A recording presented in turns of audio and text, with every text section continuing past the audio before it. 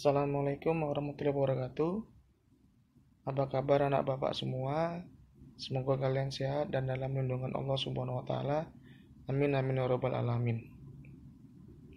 Oke anak bapak, jumpa lagi sama bapak dalam belajar daring atau dalam jaringan, di mana sekolah kita belum diperbolehkan untuk belajar secara tatap muka.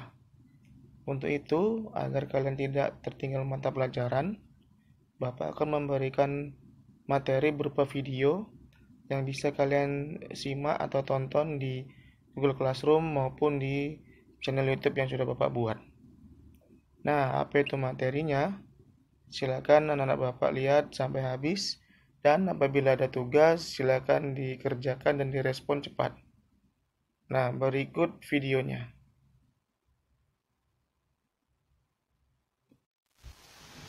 Apa itu topologi jaringan?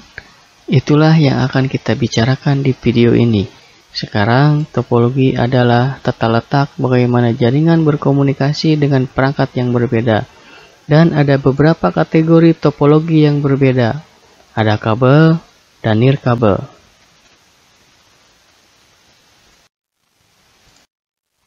Jadi, pertama-tama kita akan berbicara tentang topologi kabel paling umum. Dan topologi kabel paling umum yang digunakan adalah topologi star. Sekarang dalam topologi star, semua komputer terhubung ke titik kabel pusat, bisa berupa hub atau switch. Semua data di jaringan star melewati titik pusat sebelum melanjutkan ke tujuannya.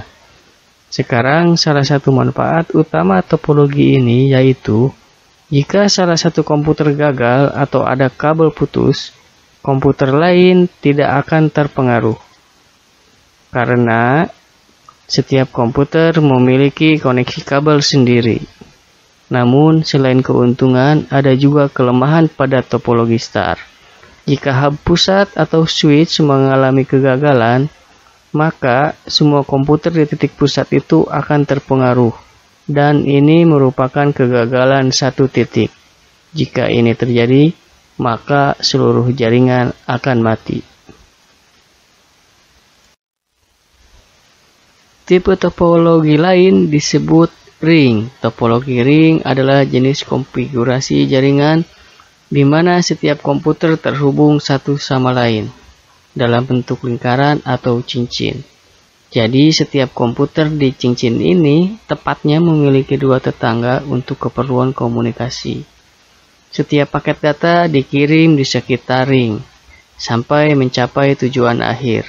Sekarang, topologi semacam ini sudah sangat tua dan jarang digunakan saat ini. Sekarang, keuntungan dari topologi ring adalah mudah untuk menginstal dan mudah untuk memecahkan masalah. Namun, kelemahan dari topologi ini adalah jika hanya satu komputer yang mati atau jika ada kerusakan pada kabel, maka semua aliran data akan terganggu.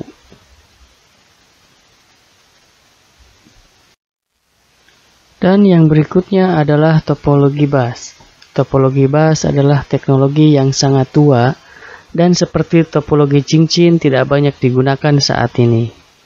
Ini adalah jenis pengaturan jaringan di mana masing-masing komputer dan perangkat jaringan terhubung ke kabel tunggal atau tulang belakang. Dan tulang punggung ini adalah kabel koaksial. Komputer terhubung ke kabel ini menggunakan konektor khusus yang disebut BNC, yang juga dikenal sebagai konektor T. Salah satu kelebihan topologi bus adalah ia juga cukup murah dan juga mudah untuk diimplementasikan. Namun kekurangan dari topologi bus adalah mengharuskan kabel dipasang di kedua ujungnya menggunakan terminator agar pengaturan ini tetap operasional. Tidak boleh ada koneksi terbuka, termasuk ujung yang menempel pada komputer. Jadi jika komputer dilepas atau terminator longgar atau hilang, kemudian kabel akan terbuka dan data akan terpantul kembali. Dan pantulan ini dikenal sebagai pantulan sinyal. dan jika ini terjadi maka aliran data akan terganggu. Dan ada juga topologi mesh. Sekarang dalam topologi mesh, setiap komputer di jaringan terhubung ke setiap komputer lain di jaringan. Jadi dengan memiliki begitu banyak koneksi, ia menangani kegagalan dengan sangat baik. Dalam ilustrasi ini ada 4 komputer dengan 3 koneksi di setiap komputer yang membuat total 12 koneksi untuk jaringan ini. Sekarang keuntungan dari topologi mesh, apakah itu? Dia dapat menciptakan tingkat redundansi yang tinggi. Karena jika satu atau lebih koneksi gagal, komputer masih akan dapat saling berkomunikasi. Namun karena jumlah kabel dan kartu jaringan yang harus digunakan, topologi mesh bisa mahal. Jadi jarang digunakan pada jaringan area lokal atau LAN.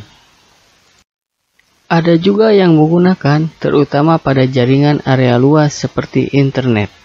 Bahkan internet adalah contoh yang baik dari topologi mesh. Karena internet dibuat dari banyak router di seluruh dunia yang terhubung satu sama lain untuk merutekan data ke tujuan yang dituju. Jadi, bahkan jika beberapa router rusak, data akan dialihkan menggunakan jalur yang berbeda untuk akhirnya mencapai tujuan mereka. Jadi, internet sangat mahal dan boros karena menggunakan topologi mesh. Sekarang saya akan berbicara tentang topologi wireless. Mari kita mulai dengan topologi wireless infrastruktur. Topologi ini menggunakan kombinasi perangkat kabel dan nirkabel.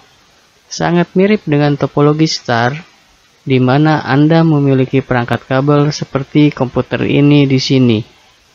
Terhubung secara PC ke switch, dan Anda juga memiliki access point nirkabel yang juga terhubung dengan kabel ke switch yang sama.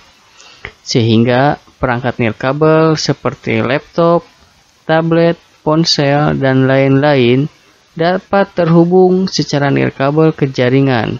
Karena access point nirkabel bertindak seperti jembatan antara jaringan nirkabel dan jaringan kabel. Sekarang topologi infrastruktur tidak terbatas pada satu titik akses nirkabel saja. Bahkan Anda dapat memiliki beberapa jalur akses nirkabel jika Anda menginginkannya. Hanya tergantung pada kebutuhan jaringan. Dan topologi wireless atau nirkabel berikutnya adalah ad hoc. Ad hoc adalah topologi nirkabel yang sangat sederhana karena tidak mengandalkan infrastruktur apapun seperti kabel, router, server, atau access point nirkabel. Semua perangkat dalam jaringan ad hoc terhubung secara nirkabel ke perangkat lain dalam jaringan peer-to-peer yang sederhana. Perangkat langsung terhubung satu sama lain tanpa menggunakan perangkat terpusat, seperti router, wifi, atau access point. Dan karena mereka langsung mengakses satu sama lain tanpa server atau router, setiap perangkat bertanggung jawab atas keamanan dan izinnya sendiri. Ad hoc digunakan untuk pengaturan yang cepat, untuk jaringan nirkabel dengan cepat, atau perangkat dapat berbagi data tanpa perlu jaringan nirkabel yang ada. Dan topologi nirkabel terakhir disebut mesh wireless atau mesh nirkabel. Topologi mesh nirkabel mirip dengan topologi mesh kabel, di mana perangkat saling berhubungan satu sama lain, tetapi dengan pengecualian bahwa mereka saling berhubungan secara nirkabel. Jadi, misalnya katakanlah Anda ingin menggunakan beberapa akses point nirkabel. Semua melewati gedung sehingga perangkat nirkabel yang berada di area yang berbeda dapat mengakses internet.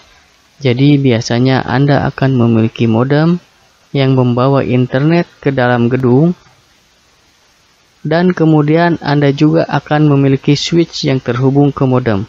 Dan kemudian Anda akan menghubungkan setiap akses point nirkabel dengan kabel ke switch. Jadi dengan melakukan dengan cara ini membutuhkan kabel ekstra dan juga akan membutuhkan waktu ekstra untuk memasang kabel ke seluruh bangunan. Jadi ini lebih mahal dan lebih memakan waktu.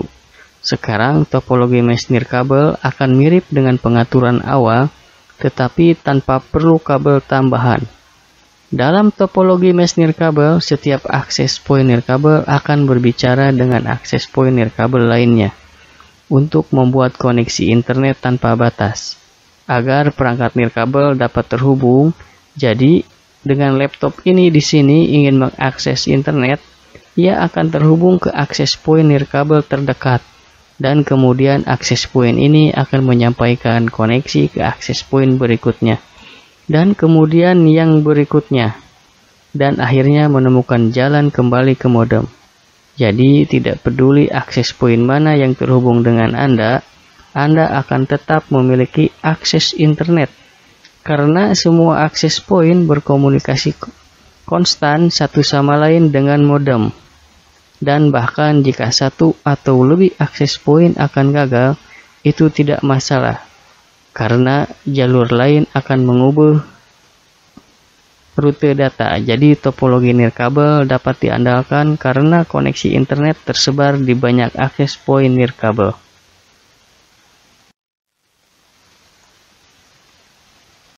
Oke, setelah kalian tonton dan simak video sampai habis, saya harap kalian paham dan mengerti tentang materi yang sudah saya berikan.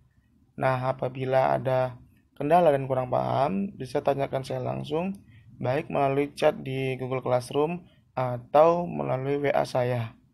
Nah, ingat jangan malu-malu apabila ada pertanyaan yang kurang kalian mengerti. Saran saya, lebih respon lagi lah terhadap tugas dan materi yang sudah diberikan oleh semua guru yang ada di SMK Istiqlal Deli Tua. Nah, jangan lupa absensi itu tetap diisi setiap harinya sesuai dengan jadwal kalian. Atas perhatian dan responnya saya ucapkan terima kasih. Wabillahi taufiq wal hidayah. Assalamualaikum warahmatullahi wabarakatuh.